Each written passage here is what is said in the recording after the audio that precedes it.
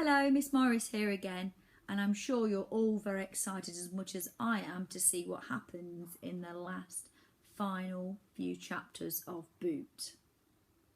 As you can remember, we got up to a point where Boot had to make a decision.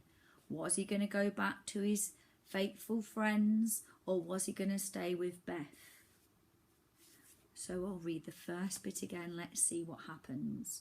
My face was a quiver with confusion, but deep down in my circuits I knew something had changed. Beth was right. I didn't belong to anyone.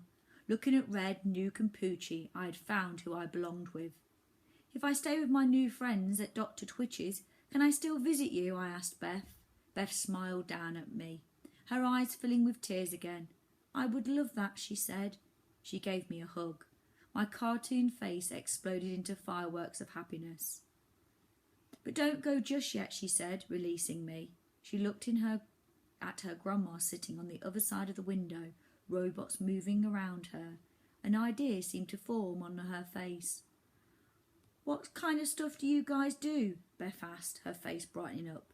Red sings, I answered quickly, and Nuke is tough and kind, even when he pretends he's not, and Poochie does tricks, and I know what you can do, said Beth, grinning. She considered all this, then smiled. Well, before you go, I have an idea. 1 hour later. Home.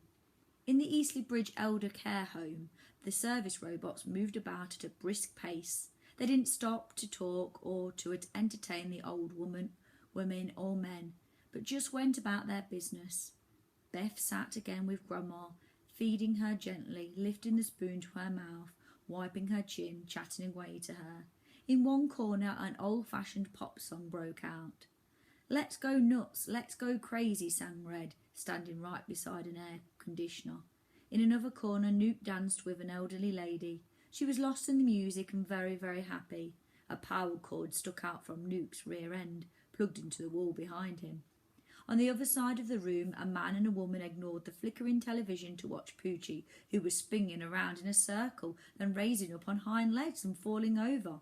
The two humans laughed so hard, a care robot wheeled over to check if they needed medical assistance.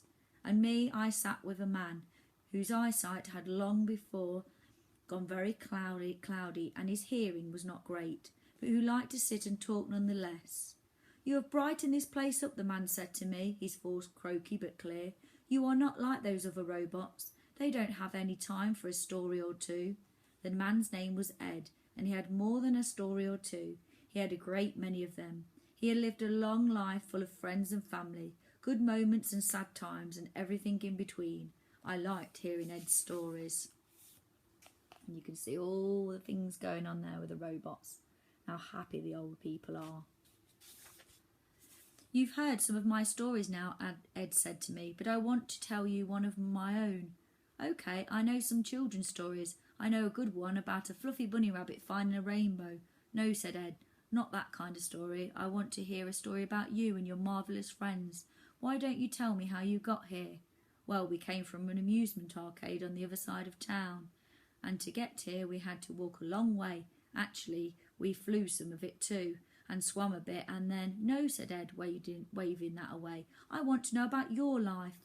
Life is an adventure. Tell me about yours. I looked at Beth. She smiled, touching her butterfly pendant as she did. I saw my reflection in the window, the face I had drawn with one of such happiness I could not believe it was possible for me to feel any better than I did right now. My smile stretched across the crack on my screen. I didn't want to fix that now. It was part of me, part of my adventure. So I told Ed my story. I woke up with only 2.5 memories.